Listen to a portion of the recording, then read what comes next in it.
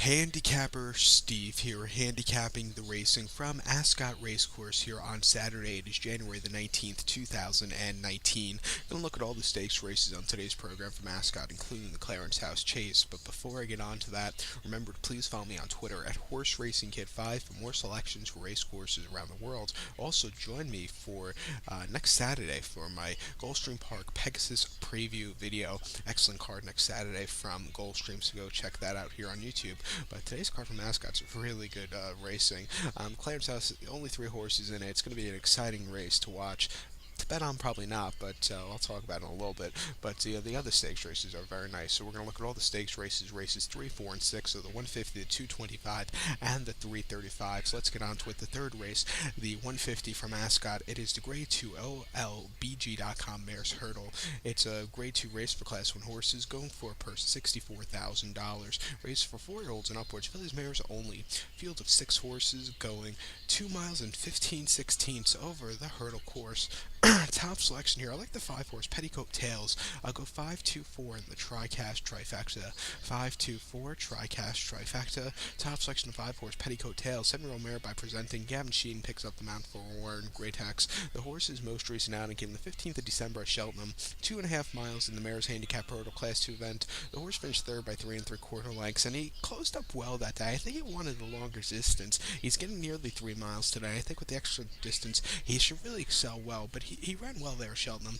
Before that, back here at Ascot, 2 3/4 miles in a Class 3 handicap hurdle. The horse finished second by a half length. Again, he jumped very well. Great turn of foot. It was a good run there for him. And then before that, at Carlisle, 2.5 miles in a Class 2 handicap hurdle, he finished fourth by 7 1/4 lengths. First off the break, he desperately needed the race, never quickened up. His last win came about a year ago over at Newcastle, 2 miles 5/8 Class 4 Mares Novice Hurdle, where the horse won by 1.5 lengths. Even with the heavyweight, he just jumped well and had a great victory.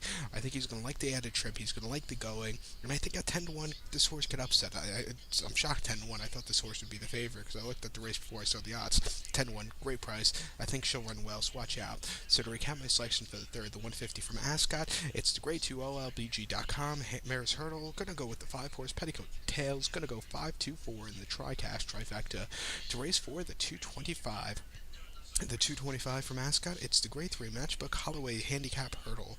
It's a Grade 3 race for Class 1 horses, going for a purse $64,000. Race for 4-year-olds and upwards. Field of 10 horses going 2 miles and 3/8, or about 3,800 meters over the hurdle course. Top selection here, I'll take the 4-horse Sedan. I'm going to go 4-5-1 in the TriCast Trifecta. 4-5-1 TriCast Trifecta. Top selection 4-horse Sedan. 6-year-old gelding by Stowaway. Patty Brennan picks up the mount for Tom George. The horse's most recent outing came the 21st of December over to here at Ascot. 2 miles in the Grade 2 Skybet Supreme Trial Novice Hurdle. The horse finished third by 8 lengths there. And again, same like the other horse out in the race before. He wants a longer trip. He never got into it until very late in the race. I think with the longer trip today, the extra 3 furlongs, he should really get something started here at the end. Before that, Cheltenham on the 18th of November, 2 miles in the Grade 2 Skybet Supreme Trial Novice Hurdle. The horse finished third by 4 1/4 lengths there, and the 2 in front of him just ran that little bit of a better race. Some horses handle Cheltenham, and he just didn't. Wasn't the day to win. And then over at Stratford, 2 miles in the National Hunt Novice Hurdle, the horse won by 4.5 lengths. 73 cents a dollar. He just walked in the park. A very easy, clear victory. This horse has won twice. Once at Stratford back in November, and once at Musselburgh in Scotland about a year ago, where he won a 2-mile bumper by 5 lengths going away with it, and then he ran the champion bumper at Cheltenham, a race I despise, but he finished 12th in the champion's bumper, never getting into it, weakening out of it against those tougher, better horses at the time. But I think the chase, the hurdle race for him have been nice. I think he's going to like the extra trip. Should handle Ascot well, because he did last time out. Watch out for him here at 4-1 crap price. I know, but to recap my selections for the fourth, the 225 from Ascot's Grade 3 Matchbook Holloway Handicap Hurdle. Going to go with the 4-horse Sedan. I'm going to go 4-5-1 in the TriCast Trifecta. So we're going to head over to race 6, excuse me, the 6th race, the 335 from Ascot. It's the featured Grade 1 Clarence House Chase. Grade 1 race for Class 1 horses going for a purse of $192,000. It's for 5-year-olds and upwards. Field of 3 horses going 3,400 meters or 2 miles and 1/8 over the chase course. Road to the Queen Mother Chase here. Top selection, I'll take the one horse Altior. I think he's going to run a big one. And, I think this year you're going to see a horse that's not the name of Undeso win this race. I'm going to go 1-3 in the forecast exacta, but I'm telling you the truth, I'm not going to bet it. I'm just going to watch it as a fan. But 1-3 would be my suggested wager. Top selection. If I bet him, I'd be shocked. But so one horse Altior, he's a very, very 10 cents, excuse me, 5 cents a dollar favorite here in America. So there's no value. You would have to just bet everything on it and still make a small amount back. So it's, like I said, it's the kind of race you just want to watch as a fan. 9-year-old going by Haas Chaparral. Nico de Boinville gets the leg up for Nicky Henderson. This horse ran on the 27th of December over at Kempton, 2 miles in the Desert Orchid Chase.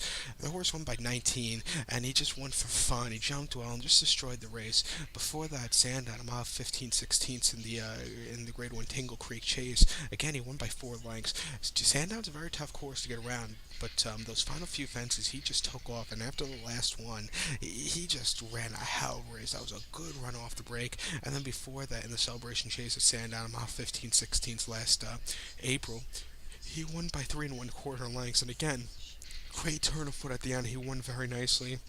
He won the Queen Mother very easily, and he won his return to the chases last winter very nicely at Newbury. He's won so many in a row. This field is not, the two other rivals, I just don't think are even close to this horse's bad race, and I just think he's going to run well. So I'll take him as a top selection. But like I said many times already, I'm not going to bet this race because there's no value. So I'm just going to watch it as a fan. But if you wanted a wager for you degenerates out there, to recap my selection for the 6th, the 335 from Ascot's the Grade 1 Clarence House Chase, I'm going to go with the one horse Altior. I'm going to go 1-3 in the forecast exacta for you degenerates. So good luck to all. Please follow me on Twitter at Horse Racing Kid 5.